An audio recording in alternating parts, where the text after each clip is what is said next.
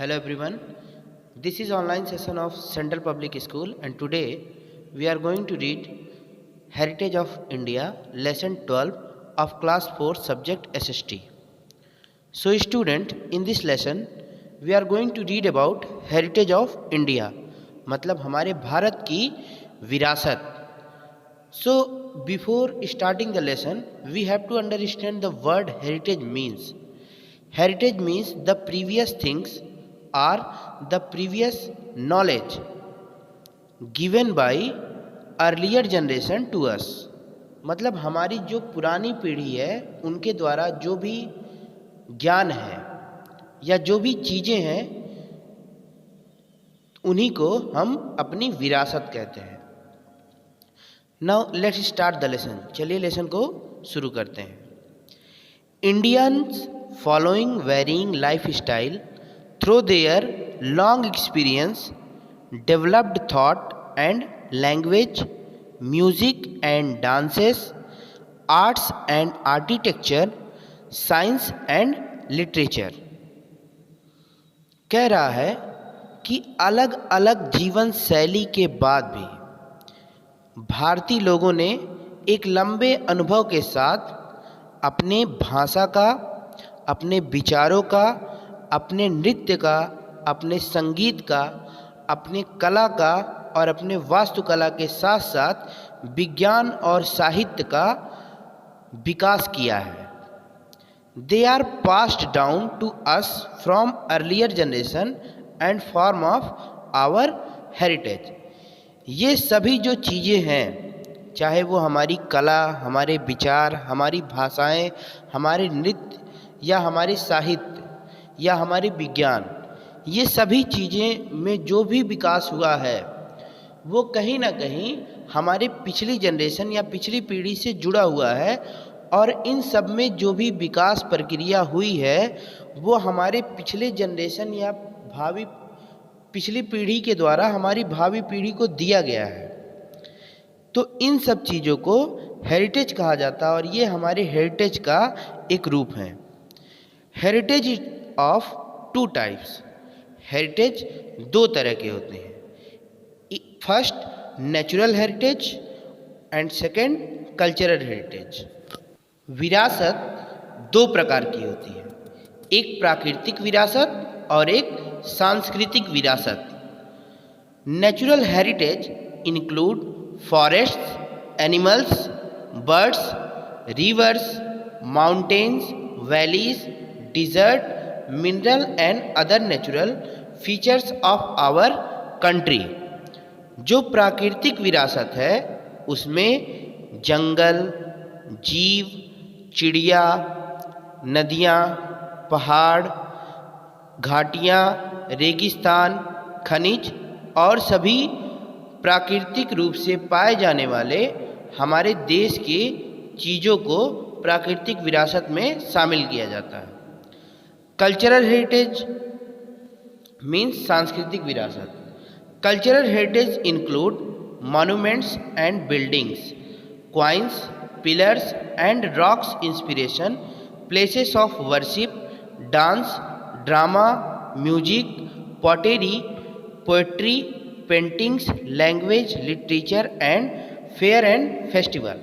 हमारी सांस्कृतिक विरासतों में हमारे जो भी इमारतें हैं, जो भी स्मारक हैं, सिक्के, स्तंभ और जो भी शिलालेख, इंस्क्रिप्शन मीन्स जो पत्थरों पर लिखी हुई कलाकृतियाँ या अक्षर होते हैं, और हमारी पूजा करने की जगह, हमारे नृत्य, नाटक, संगीत, हमारी कविताएँ, हमारे मिट्टी के बर्तन, हमारी चित्रकारी, हमारी भाषा और हमारा साहित्य, इसके साथ ही साथ हम जो कुछ भी त्यौहार मनाते हैं ये सब हमारी सांस्कृतिक विरासत है.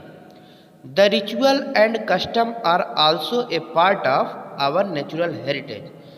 हमारे जो भी अध्यात्म है, जिस भी गॉड को या जिस भी भगवान की हम पूजा या उपासना करते हैं, उसके साथ ही साथ हमारी जो भी परंपराएं हैं ये भी हमारे सांस्कृतिक विरासत में ही आती हैं या ये भी हमारे सांस्कृतिक विरासत का ही एक हिस्सा है. Now next, language and literature. भाषा और साहित्य। Language is a medium of communication through which we express our views and understand the views of others. भाषा संवाद का एक ऐसा माध्यम है जिसके द्वारा हम अपने विचारों को लोगों के सामने प्रकट करते हैं और लोगों के विचारों को या दूसरे के विचारों को खुद से समझते हैं। There are 22 major languages spoken in India. Bharat में 22 से अधिक मुख्य भाषाएं हैं जो बोली जाती हैं। Almost every state in our country has its own language. लगभग हमारे भारत के सभी राज्यों के पास अपनी खुद की भाषा है। Hindi is the most common language spoken by the majority of people in our country. Hindi सबसे मुख्य वह भाषा है जो हमारे देश के अधिकांश लोगों के द्वारा बोली जाती है। We have a rich collection of literature books which is an important part of our heritage. हमारे पास साहित्यिक किताबों का भी एक समृद्ध संग्रह है। मतलब हमारे पास हमारे साहित्य से जुड़ी हुई किताबों का भी एक संग्रह है जो भी हमारे विरासत का ही एक हिस्सा है। This include religious literatures books that deal with religion. इनमें कुछ धार्मिक साहित्य हैं, मतलब ऐसे किताब जो हमारे धर्म से संबंधित बातों को बताते हैं। एंड नॉन रिलीजियस लिटरेचर, और कुछ ऐसे जो हमारे धर्म से नहीं लेकिन और राजा महाराजाओं की कहानियों से जुड़े या उनके शासन प्रशासन से जुड़ी हुई साहित्य का हमारे पास संग्रह है। Religious literature include the Ramayana, the Mahabharata, the Bhagavad Gita, the Vedas and the Purana. जो धार्मिक साहित्य हैं उनमें जो प्रमुख किताबें हैं वो है रामायण, महाभारत, भगवद गीता, वेद और Purana. Non religious books include stories, dramas, poem written by famous writers. और जो नॉन रिलीजियस मतलब गैर धार्मिक जो भी किताबें हैं उनमें ड्रामा और उसके बाद मुख्य या फेमस या प्रसिद्ध कविता के अंश, ड्रामा के अंश या ऐसे चीज़ें जो महान लेखकों के द्वारा लिखी गई हैं वो सब उपस्थित हैं। Now next, dance, drama and music. Dance and music are an important part of Indian cultural heritage. नृत्य और संगीत भी भारतीय सांस्कृतिक विरासत का एक महत्वपूर्ण भाग है। There are 2 types of dances and music. हमारे यहाँ 2 तरह के संगीत और नृत्य ज़्यादा प्रसिद्ध हैं, क्लासिकल एंड फोक। शास्त्रीय संगीत और लोकगीत या नृत्य। शास्त्रीय नृत्य जो होता है इसमें एक विशेष रूप से प्रशिक्षण और अभ्यास की ज़रूरत होती है।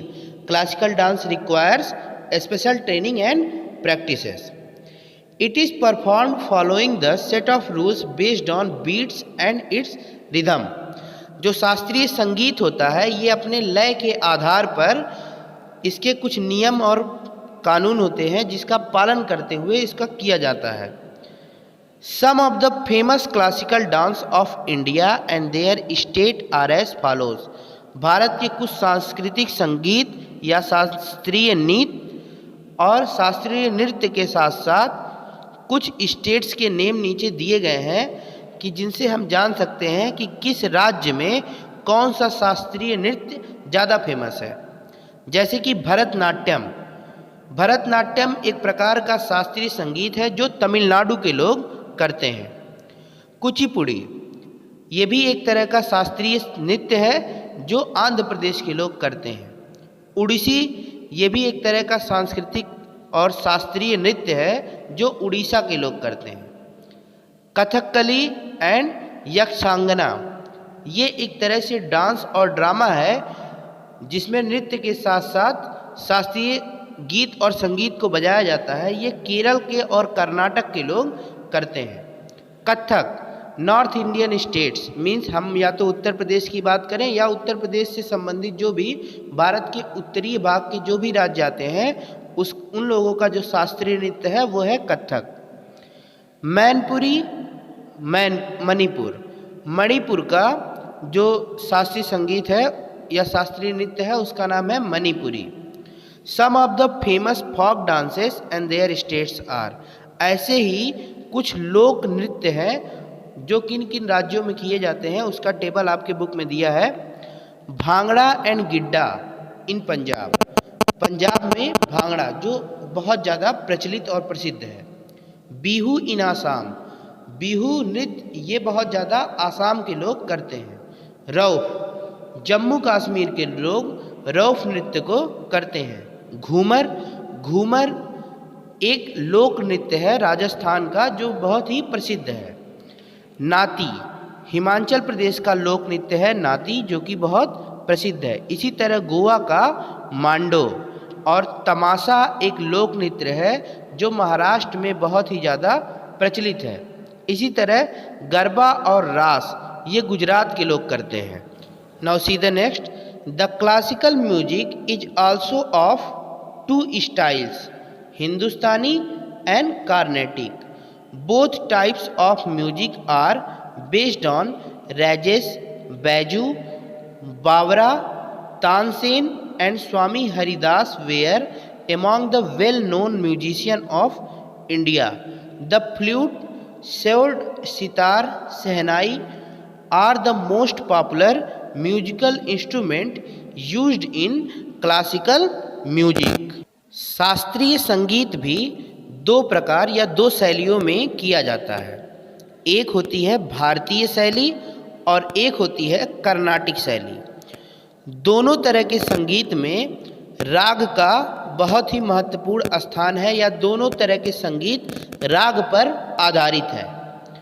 बैजू, बावरा, तानसेन एंड स्वामी हरिदास ये सब कुछ महत्वपूर्ण संगीतकार हैं जो हमारे प्राचीन समय के हैं और प्राचीन समय से ही ये सब बहुत ही फेमस या प्रसिद्ध संगीतकार थे। उसके बाद बांसुरी, सरोद, सितार और शहनाई ये सब उस समय के बहुत ही महत्वपूर्ण और प्रसिद्ध संगीत के वाद्य यंत्र थे जिनका इस्तेमाल किया जाता था। So now student, your part 1 video is completed.